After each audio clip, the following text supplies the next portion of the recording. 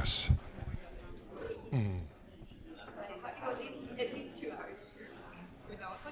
Well, I guess we might as well get started, and I'm delighted to introduce Dr. Diego Dalvit, a senior scientist at Los Alamos National Laboratory. He started at Los Alamos in 1999 as the director's funded postdoc in the theoretical division. So all the time that I was at Los Alamos, I overlapped with Diego, and so he's a long duration collaborator. We did a lot of work together, and we actually had an experiment here in my Sloan basement lab measuring the thermal correction of the Casimir force, which was quite successful. It was part of a DARPA grant that Hong Tang led the initial effort on, and the idea was to combat Casimir forces. Well, it turns out Casimir forces are hard to combat. They're there, and you can't do much about them. And the hope was to use metamaterials, and Diego's an expert on metamaterials. Unfortunately, they're relatively narrow bands, so they had questionable usefulness, but it was still an interesting study. I don't know what the final status of all that was. But anyway, it was a good experiment. We measured the thermal correction, and we did a lot of theoretical work looking at germanium, the drifting carriers, and the effect on the Casimir force. So it was like a many-year program. But anyway, Diego earned his doctorate in physics from the Universidad de Buenos Aires in Argentina. And as I said, he joined the National Lab, Los Alamos National Lab in 1999. He's a fellow of the APS since 2015, and he was recently awarded recognition as an outstanding referee. And just last year, he was elected a fellow of Optica, formerly the Optical Society of America, in recognition of the distinguished contributions to the advancements of optics and photonics, which includes understanding theoretical contributions in electromagnetic quantum fluctuations, including the Casimir and related effects, and quantum optics and metamaterials, plasmonic surfaces, and other nanostructured materials. And today he's going to tell us about a new idea that actually I was a little shocked when I first heard of it. It's a new application of entanglement in a physical measurement. You know, usually these things are a little bit esoteric. And without further ado, I'll turn it over to Diego. Thank you, Steve. Thank you, everybody, for coming. Thank you for this work. Yeah, it's on. For the introduction, I'm delighted to be here. It's my second time in Yale. And so I'm Diego from Los Alamos. I'm a theorist, but I also work a lot with experimentalists. And today I'm going to talk to you about an idea I had 2 years ago when I was taking a shower, and I'll tell you the story. And it's on quantum radar with undetected photons. Typically, when I give talks, I like people to ask me questions as I go. So please interrupt me, okay? I don't mind. Actually, I prefer that. Okay. So it's kind of difficult to see from here. I'm going to look at here. So I'm going to talk a little bit about quantum sensing, and in particular remote quantum sensing, why we want to do this, and how we're going to do it. And then I'm going to kind of give an introduction to what people did in the past. And then I'm going to go into this idea of quantum radar with undetected photons and the acronym, and you will see why it's called qCOMBPASS, okay? So this is a paper we published at the end of last year. It's featured in physics. And we have a patent application on this. And most recently, we have a startup company called Bandelier Technologies that's trying to commercialize this. Actually, I should say that this so far is only a theory. We are trying to do the experimental demonstration. Okay? So as we all know, remote sensing with classical light, well, we have the radar, the microwaves, we have the LiDAR with lasers, we use GPS. Now, why we want to do remote quantum sensing with light? So typically when we sell this to funding agencies, we have to make an argument why we need quantum to do this. The typical thing we write is that if we want to kind of sense an object, like a biological object that is very sensitive to light, we have to go very low flux in the limit with a single photon, because if we put strong intensity, then we're going to destroy what we want to measure, right? There are other situations where we want to detect a low reflectivity object in a bright background, kind of a stealth object. So as we will see, doing some quantum sensing can be beneficial to that. And if we use entanglement or squeeze light, we can get sensitivity and resolution beyond the standard quantum limit. So we can get a quantum advantage with quantum sensing. So the typical scenario, which is here, was actually proposed by Seth Lloyd in MIT. It's called quantum illumination. And basically, we have a laser going through a nonlinear crystal. There's a process in nonlinear optics where this one photon of this laser will be split into two daughter photons.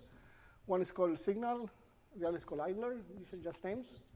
These photons are entangled and in principle can have different frequencies or different polarizations. You send one photon to a target. So this is what we're going to call it the signal photon. Hopefully part of that photon will come back to you or will go to another station. The other photon is the idler. You keep it in a memory. The memory could be a cavity, could be a fiber. You keep it there until the other photon comes back to you.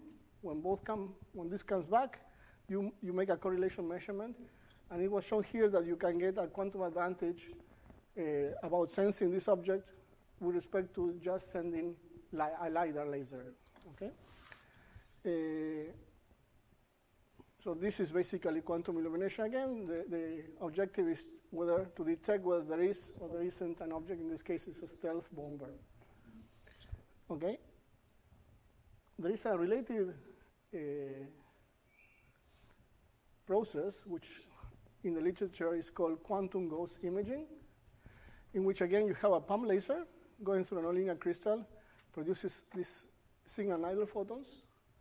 Again, this signal photon will go to target, come back, and you measure in a bucket detector. This is just a detector of photons that clicks or doesn't click, okay? Now, the other photon, the signal photon, the idler photon, is kept in a memory. In this case, it's a cavity. I just put a mirror. And then it's measured in a CCD camera, okay?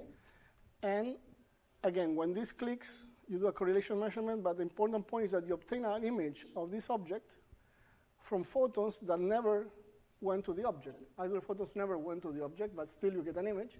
This is why this is called ghost imaging, okay? How you get an image is because then, you will raster this signal photon back and forth to the image, and therefore this idler, because they are correlated classically via momentum conservation, as you measure this up, this will move up, measure down, this goes down, and therefore you can obtain an image. And this process is called quantum ghost imaging, but actually has nothing quantum on it. This can also happen in classical physics. With thermal light, it was shown this in Italy some years ago. And the reason is because the correlations here had nothing to do with entanglement. It's just classical correlations of conservation of linear momentum. Okay, there's a third physical process, which is the one I'm going to use for qCOMBPASS, which is called, has this long name, quantum-induced coherent bipath identity. This was shown, discovered in 1991 by Mandel, famous experimental optics guy in Rochester. And the idea is as follows. So now instead of having one crystal, we're going to have two crystals, 1, 2.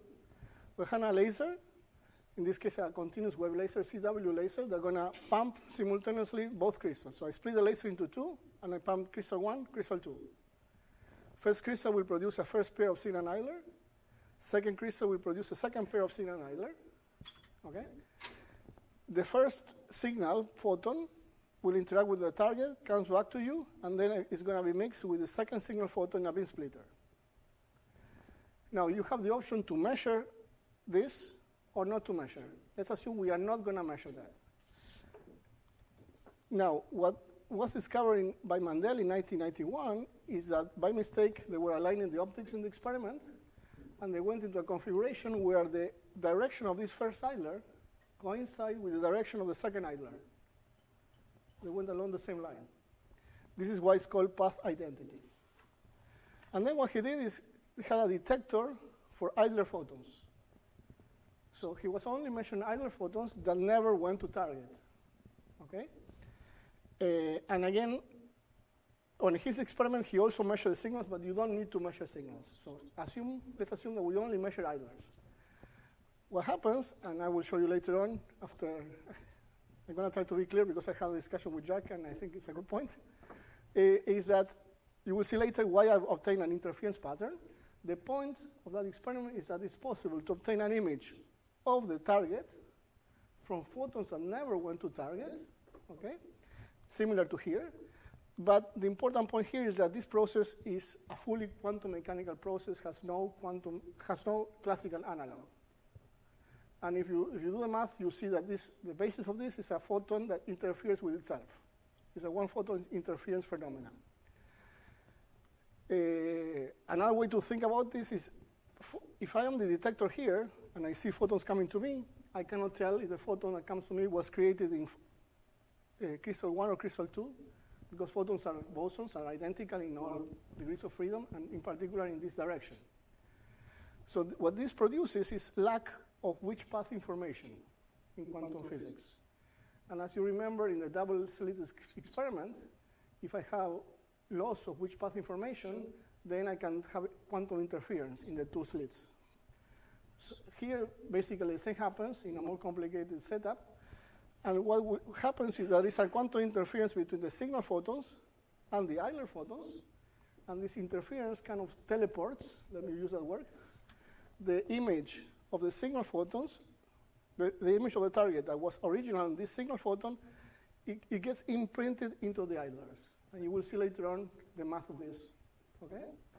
So this was shown experimentally many times, in particular Seilinger, in Vienna has done lots of experiments with this, and he calls this quantum imaging with undetected photons. Why undetected is because the signal photon that interacted with the target is not detected. The one that is detected is the other photon. Yes? To what degree do you need to know the distance to the target? I would imagine for some of these interference effects, you need beams from different paths to arrive at the same time. Yes, that's a great question. Yeah, this is why it has this. I mean, here everything has to have the same path length. So everything has to come at the same time. I will explain the experiment we did in Los Alamos to repeat this, where that will be more clear. And this is what implies that I need a quantum memory, so to speak. And you will see that with the idea I propose, we don't need this to happen anymore. Okay, just to show here quickly, so all these processes have been shown experimentally with microwaves and also with superconducting cavities in the optical range. Quantum ghost imaging was proposed and demonstrated in '95 in Maryland, BC. Quantum induced coherence shown in '91, and most recently by Seilinger in 2014. And again, the important thing is this has no classical analog, okay? While this is a classical phenomena, and this is a pure quantum phenomena also. So what's the problem of all these experiments and proposals for remote sensing? Is that they need quantum memory. As you just said, everything has to come at the same time. In order for that to happen, I have to keep one of the photons in a memory until the other comes back, okay? So quantum storage with conserving coherence is limited to a few milliseconds, and therefore this limits the range where you can sense. Typically, I mean, if you think 1 millisecond is a long time for photons to travel, but if you think that in addition to that, I have issues about photon absorption in the atmosphere, turbulence, and all the things, this means that all these things only work in tabletop. Okay, so as I said before, I was taking a shower trying to come up with an idea to do this for long distances. And I came up with this idea of qCOMBPASS that we'll describe later on. qCOMBPASS stands for quantum frequency comms with path identity for remote sensing of signatures, kind of thing. So I'm going to replace the need of quantum memory with a pump, which is no longer a CW laser, but a frequency comm laser. That's the whole point. And And it's a combination of three things. So this phenomena that I just described, frequency comb lasers, and in order to deal with the photon absorption in the atmosphere, I'm going to discuss squeezing. But before doing that, let me go again about this Mandel experiment. Now I'm going to do it in a one-dimensional setup with a folded interferometer, because this is the experiment we are doing in Los Alamos. So again, this is a cartoon. And if you are in New Mexico, you will know this is a balloon fiesta of New Mexico in Albuquerque. So that's our target. So we have a pump laser going to an linear crystal. It produces a signal idler. Here I just display them vertically for simplicity, cartoonish. We have energy conservation, momentum conservation. Okay. This process is a very inefficient process, always in linear optics with an amplitude G. G is very small, 10 to the minus 4 or less. And then what happens is that this pump goes through in most cases, the pump goes through and nothing happens. With very low probability, this process happens, in which one photon of the laser has many millions of photons, one photon of the laser is split into two children, which are these two, and then the laser goes through with one photon less, but because the laser has so many photons, this change by one photon in a million is irrelevant for the laser. Then what we're going to do is we're going to send the signal photon to target, and we're going to retro-reflect the pump and the idler, okay? And they come back. And I have to arrange all distances, and as you guys said there, so that everybody arrives back here at the same time. And already here you see that this cannot be far away, because if it's far away, there's no way that this path, optical path, can be identical to this optical path. Okay? So this already implies that I need a kind of quantum memory. So when this photon goes to target, if this were a very stealth balloon, most of the photons will be absorbed or scattered, and only a tiny fraction will be reflected back.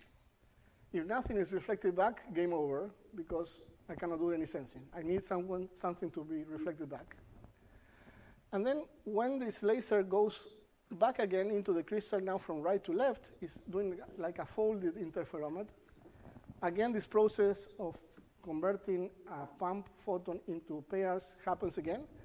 So I now have a signal 2, an idler 2, okay? And then I have my reflected photon 1 that came back, and my idler photon 1 that is retro-reflected. So I have basically 4 fields now, okay? And then what I'm going to do, so now the magic comes. I'm going to put these 2 photons along the same optical mode. And also I'm going to put, for simplicity here, the same signal photons along the same optical mode. There are 2 different optical modes. I'm going to detect the idler photons, and I'm going to throw away later on the signal photons. And the claim is that I get an image of the balloon. So when I discuss this to show to people, even scientists, physicists, they say impossible, because the red photons never the green photons never touch the target, so how come? Okay. And in principle, these photons are entangled, right? The red photon 1 with the green photon 1 are entangled. But if this goes through the atmosphere, this entanglement can be totally lost. I will show that this still works, because there's a second entanglement between the photons S1, I2, and S2 that were born on the way back, and this entanglement is preserved. So what is needed here is entanglement between these 2 guys plus this path identity. Since I'm at Yale, I think I can spend 1 slide of math. Okay? So this is a simple math to explain this that was contained already in the paper of Mandel. So let's go through it. It's not very difficult. So the question is, what is the quantum state of the system right before measurement? Okay, so before measurement, I have the photon. Oh, before doing that, I'm going to work in perturbation theory with this G is very small. Okay, the probability of this process happening is very small. So this is a first order expansion of the quantum state in lower order in G. Then there are terms in G squared, G cubed, and so on. Okay. So to lower orders in G, the state is superposition of 3 things. First is the S1 reflected from target with my photon I1, either I1. Okay? And this guy here acquired a phase, which is basically a reflection phase on the target and a propagation phase, and an amplitude of reflection on the target. Okay? G is this probability of this SPDC happening, and eta here is just a photo detection capability. Then this is superposed with the other state here, which is the pair S2 and I2 that never went to target, and therefore they don't have anything related to R or phase here, right? So this is a pair that was created on the way back. And then you also need to consider the last term here, which is the state of the photon S1 when it scatters or is absorbed in the target. Okay? You need to keep that also in the quantum state to conserve probability. And conservation probability means that the reflection amplitude square plus this amplitude of scattering or absorption is equal to 1. Okay? So now comes the key point that Mandel discovered, is that if this S1 and S1 reflected are put along the same optical mode, for all purposes, this is the same state, S. And if the I2 and I1 are along the same optical mode, this is the same state, I. Okay, this is the path identity. Now, you put these equalities back here, you can see that then I can take from this guy and from this guy a common factor Si. Okay, and in front I have this one, which comes from this, plus this thing here that comes from this. Okay, and then I have the last term the same. I don't do anything on the last term, and then higher orders in G. Okay, so this is the key point. Okay, that I am putting the same optical path, so path identity or path indistinguishability, and then these two guys are basically the same mode. And now the last thing is to do photo detection on the idler line, which is basically measuring the expectation value of the number operator on the idler line, so how many photons I have on the idler line, on this state. And basically this is the modulus square of this complex number, which is this, and this is an interference pattern. So as you see in the interference pattern, I have a phase. The phase of the interference pattern depends on information on the target. Depends on the reflection phase, and it depends on the distance to target. And the amplitude depends on the reflectivity of the target. So we measure something on the idlers that contains information on the target, although these idler photons never went to target.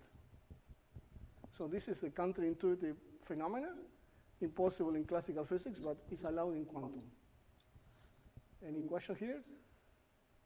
Yeah. With the benefit of hindsight, having chatted about this a bit earlier, can I tell the story as the detector? There's sort of two ways for a photon to end up as your detector. One is when the pump goes through the crystal the first time, and the other is when the pump goes through the crystal the second time.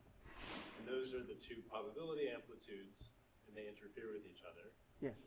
And which of those processes actually occurred, though, is also witnessed by the idler beam. Is that... Yeah, you can think that way. Okay. Yeah. Yes. Okay. So, okay, as I said before, there are many experiments on this. The original experiment was in '91. I want to show an experiment that drew my attention, which is an experiment done in China in 2023. It's a PRL. There's nothing new in this experiment. The only interesting thing is what they said actually in the preprint, that they erased in the full paper by, you will see why they erased it. But there was some concerns, I guess. So what they did is exactly the same thing, as I just said before, but now they also decided to measure the signal photons. Okay? They're measuring the idler photons and the signal photons. And what they did here, they had this pump laser, and actually they focused the laser in different positions of the target. The target was just a membrane with the logo of the university, or whatever, okay? So as they were moving the focus, or you can think they are moving the target with respect to the setup, they obtained an interference pattern. Okay, so X position here is the position where they're focusing. So when they were here, they focused in the back of this membrane. Here, they were focusing the front of this membrane. Okay?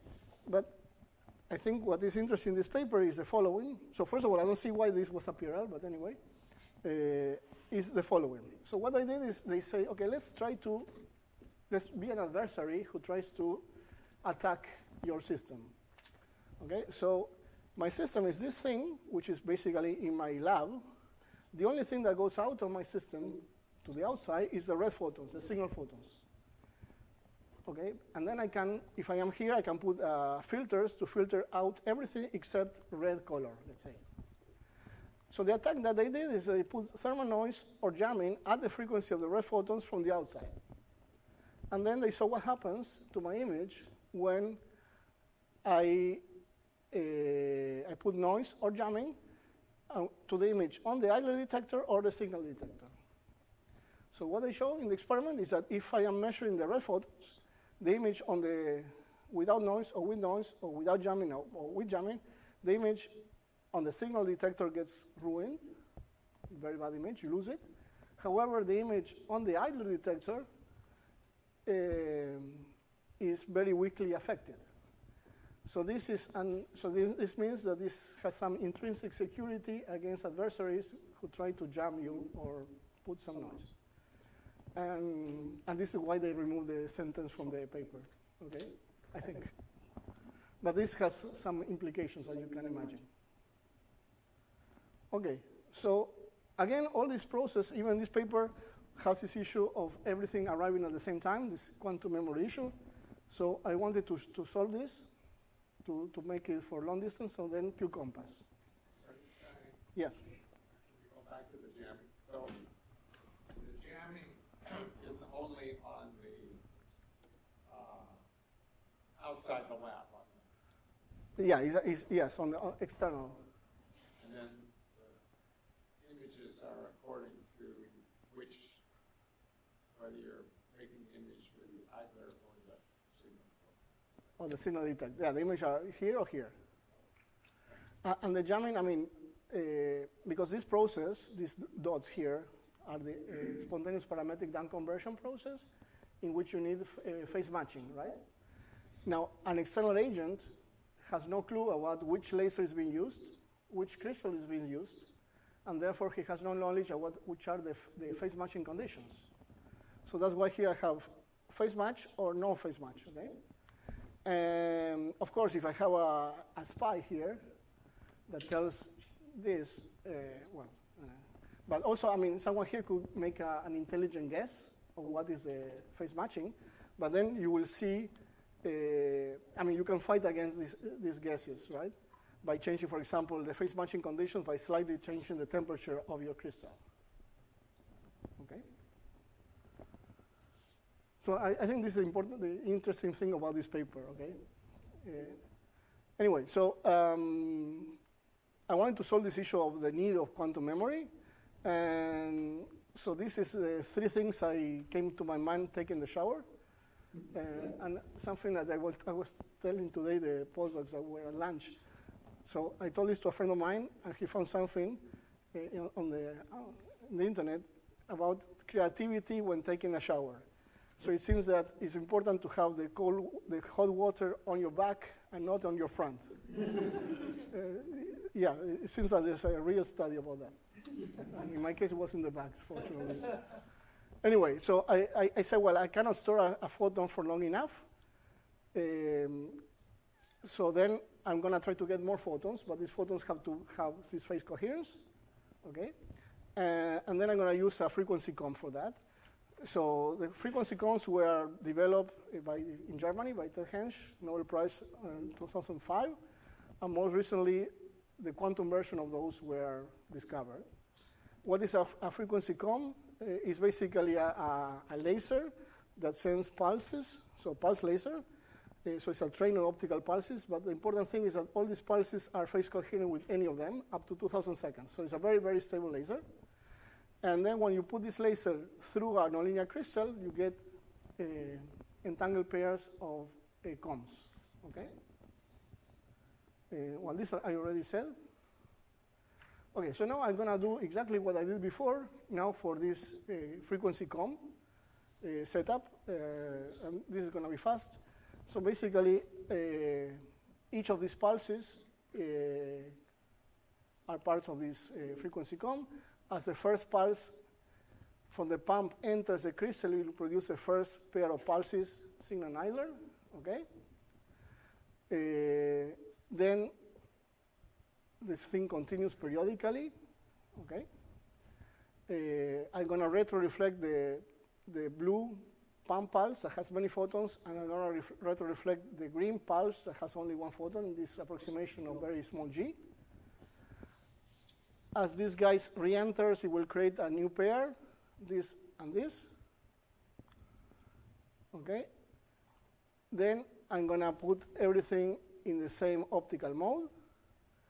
And now, important thing, I get this question asked, is as you see, this green photon is entangled with this red photon, right?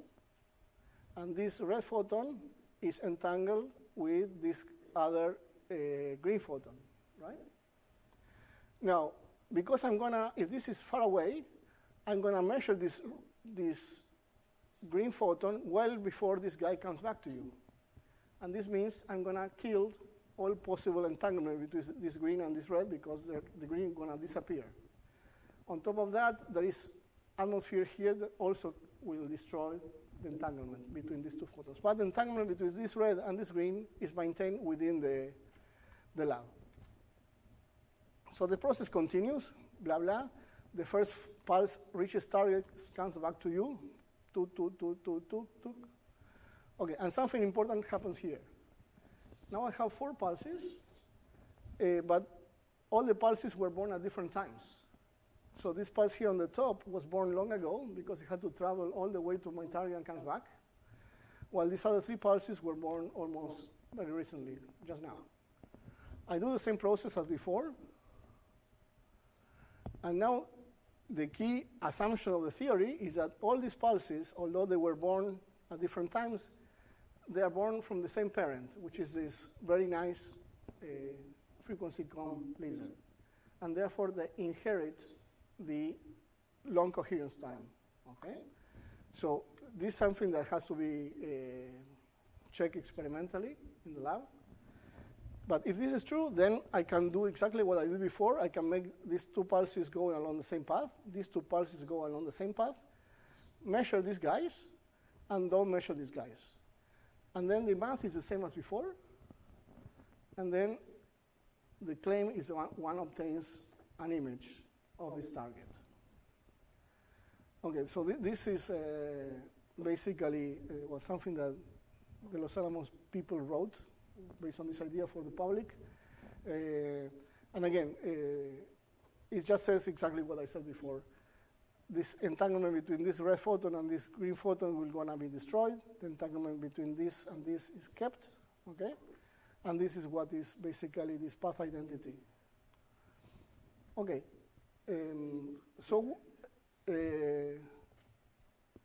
as I said before, if G is very small, the probability of this process is very weak.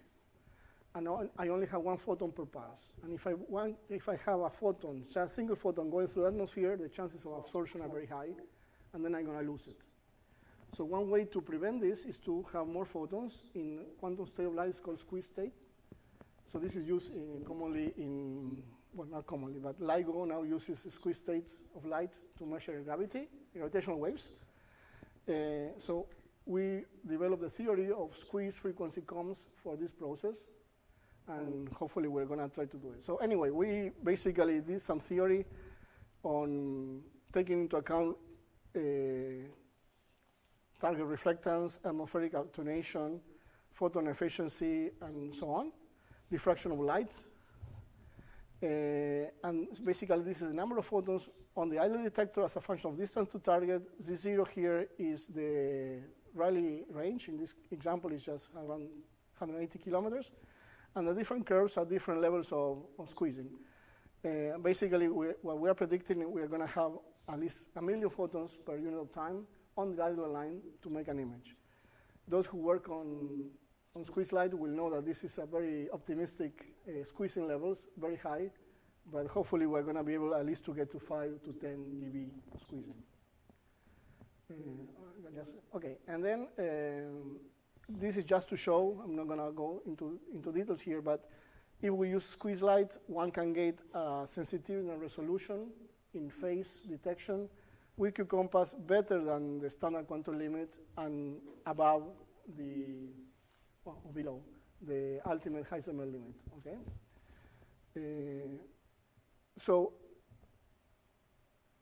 And these are the proposals we're having for measuring this in the lab. So the first one is exactly the experiment I said before. Now we're replacing the CW light with a frequency com laser. And then if this works, we're going to try to do a setup with squeezing, which we call non-perturbative. In this case, the G, which was very small here, is going to be increased using optical cavities for squeezing. And well, we have some ideas to do this. Now, I'm a theorist, but as I said before, we are doing some experiments in Los Alamos, and I will quickly describe the experiments. So this is the original Mandel experiment with the 2 crystals, okay, 1991. And then he had an object here which was a variable transmissivity object. So as he changed the transmissivity, he had this visibility. And this is an experiment that probably you've seen this picture many times, well, sometimes. This is the famous Zeilinger experiment with quantum imaging with undetected photons with an image of a cat. Are you doing this with just one frequency comb line? Well, so far we haven't done it, but it's frequency by frequency, yes. Yeah, so far, I mean, the experiment has been done mostly with CW light. Now we're moving into the frequency comb. Right, but to get the interference to work, you have to pick one of the comb lines. Yes, yeah, one comb line with respect to comb, yeah, exactly. So just because I understand you place the need of coherence of the storage, or the coherence of a laser that allows you to keep coherence between the pulses, correct? Yeah. This is supposed to be easier for... Sorry? It's supposed to be easier than keeping a photon alive. As far as I understand, basically, you still need some coherence over a certain time, right? And now this time is time between the pulses. Yes. And that's what laser provides. Yes. Okay, I'm a theorist. It's well, you too. So, and it's supposed to be easy, or? Well, I mean, the experimentalists tell me it's not easy, but they're trying. And I will show you now in a few slides that this has been. I mean, they have been able to show that this works even for the frequency comb also. I'll show you an image. So far, just keeping frequency. But is it easier than just keeping photon alive for a certain time? I mean, you're comparing this method with the. Well, I mean, the point here that it needs to be shown experimentally is that these frequency comb lasers have a coherence time up to 2,000 seconds. Okay, so. Okay, while the quantum memory thing is on milliseconds. If this is proved, then it's a big plus, right? Okay. Yeah, so basically, again, this is an experiment that was done in Los Alamos. Again, well, here I'm changing the color, but doesn't matter. The green photon interacts with the logo of Los Alamos. You don't measure the green, you measure the red. And this experimental data, where we obtain an image of the target from photons that never went to target. So this is experimental setup. In this case, the distance here was simply just 3 centimeters. So the path lengths here were arranged so that everything comes back to the same time. So really, this is not qCOMBPASS, it's just the old Mandel experiment with quantum memory, okay? So we kind of reproduce what was done 30 years ago. Hopefully we got the same. Okay, so since I was discussing with Jack, let me explain this again. So how you get an image in that experiment? Basically, you put this laser here onto a given point on your target, and then this mirror is going to be a movable mirror. Okay, I'm going to move it up and down. Okay, and as I move it up and down, I will get an interference pattern, a pattern. Okay, here, and then one can show that the visibility here is proportional. Well, first of all, you have this. You take the Fourier transform of this, and then you define the visibility of this way, okay, by this ratio, and then you get a point for the image, okay, in one given point. Then we're going to raster my laser onto another position of my target. I move my mirror up and down.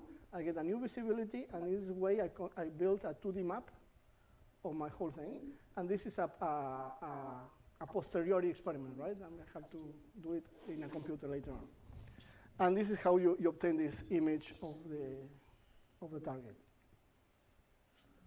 So basically this. The visibility is basically proportional to the reflectivity of my sample.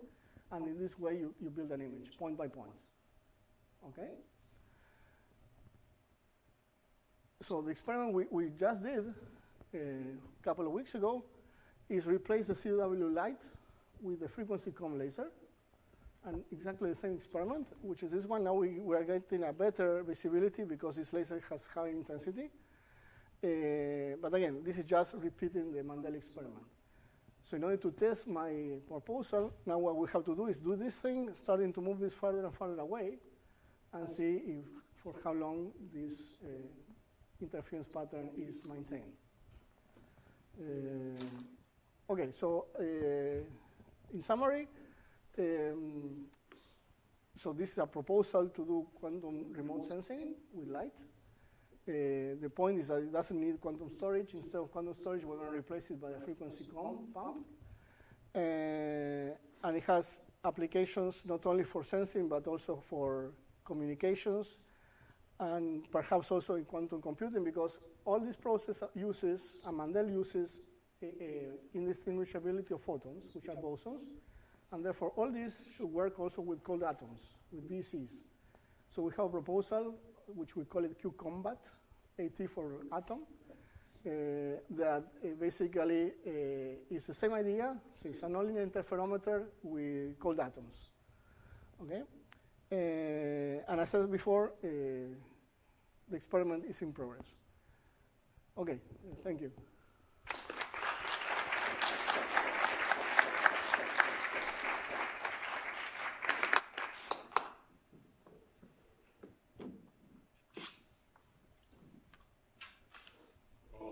The illuminating talk. If there's any questions, Illuminating. and we've had a few. Okay, yes. How important is it that the signal and idler be unentangled? Because with SPDC, you have to try very hard for them not to be entangled. No, actually works in the general case of being entangled also. Okay. That is. I mean, the question I wrote at the beginning was unentangled, but in general it will be entangled. The entanglement on the forward pass, as I said before, will be lost. Yeah, but then it will end up in like a mixed state in like frequency space or whatever, but they will still interfere correctly? Yes, yes. Yeah, and actually the experiment shows that already.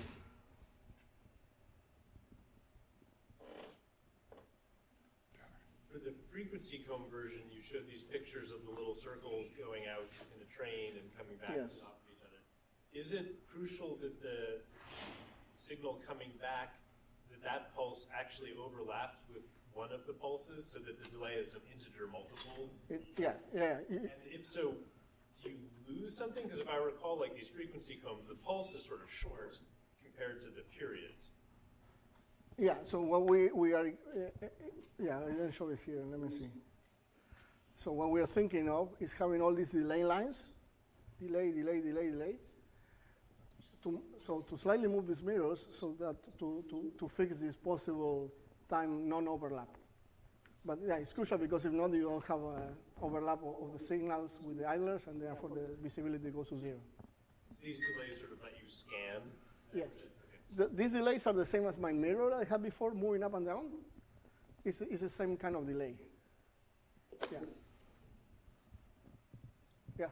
So the Gaussian beams, they interact weirdly with Fox state detectors or click type detectors. How important is the method of detection? Is there something you could do with like a linear detector that would still work, like a voltage detector? Or? Frankly, I didn't look into that problem yet.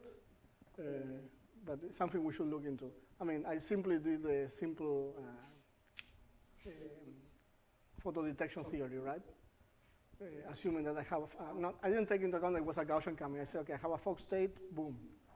Okay, but yeah. Gaussian states don't usually, they're not Fock states, right? Squeeze Yeah. are not Fock states. Yeah, we should look into that more carefully. Important. I mean, in superconductors, we have everything except the click detector, so. Right. Yeah, I haven't looked into that yet. And the other thing also I'm looking now is because all this is assuming that the target is fixed in position. Now, if the target is moving, and depending on the speed, I will have Doppler shifted reflections, right, on the whole comb. So all my lines will move, and then how do I do the detection of this problem? And also, something where we have a project, a funded project on no motion, well, motion, but vibration. So how do you detect small vibrations using this method? Okay. So there are many things we're trying to do. Yeah. So although you're not detecting the returns of photons, nonetheless the target can detect that it is being illuminated. Yes. And are there any physical methods you could use to combat the detection by the detector? So by using different surfaces and such like? So you don't want to be detected? Well, You don't want the object that's moving that you're trying to detect doesn't want to be detected. So are there okay. to combat that? Something before answering or trying to answer that. So something I forgot to mention is that this process uses interference, right? And as you saw, interference visibility is linear in R. R is the reflection amplitude, not the reflectivity. Reflectivity is R squared, so this is linear in R. So then what measures actually is a reflected field, not the reflected intensity. So this is different from normal incoherent radar, incoherent LiDAR, where you measure intensity. Here we measure field. If the object is a stealth object, R is very small, but R squared is even smaller if R is small. So this process has a square root advantage over incoherent laser, incoherent radar, or incoherent LiDAR. So in a sense, it's like in quantum computing, right? There is an advantage here by square root. Now, what you want to do is something different. You want to do something to prevent being detected. I mean, I work on metamaterials, so I would say do cloaking, but I don't know what else. Yeah. I have a question on the slide with the math, specifically I guess the modeling of the decoherence.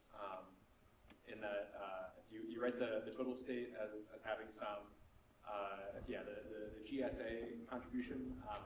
I guess is this assuming that it goes from like one of the object states to the scattered selective absorbed state in some kind of phase coherent manner? I guess I would think that instead of writing it as like some pure state, it's written as some density matrix or fixed state. You can do that. In the paper, actually, I did that with the density matrix.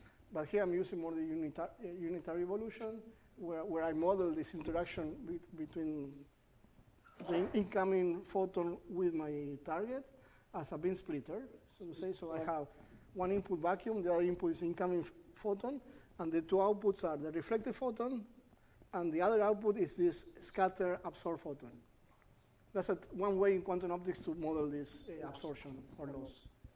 And so I guess the essay still shows up at the end, but only sort of implicitly through the fact that there's the R there and the conservation of R and SA? Or? Yeah. This is energy conservation, right? Or conservation probability. Yeah. Okay. Ask while you're on this slide, for the attacks, like the background. You like the attacks? Okay. Yeah. How does that change the state just before detection? If people jam. Oh, so what happens in the attacks, I should write a slide. I don't have a slide on that.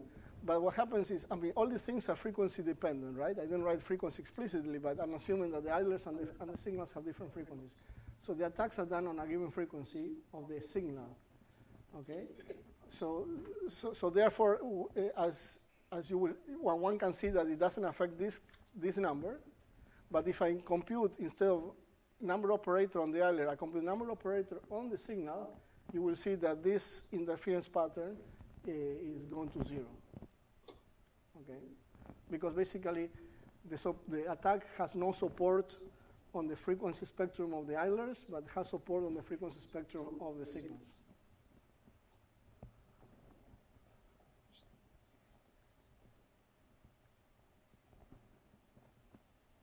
Okay, if there's no further questions, let's thank Diego again. And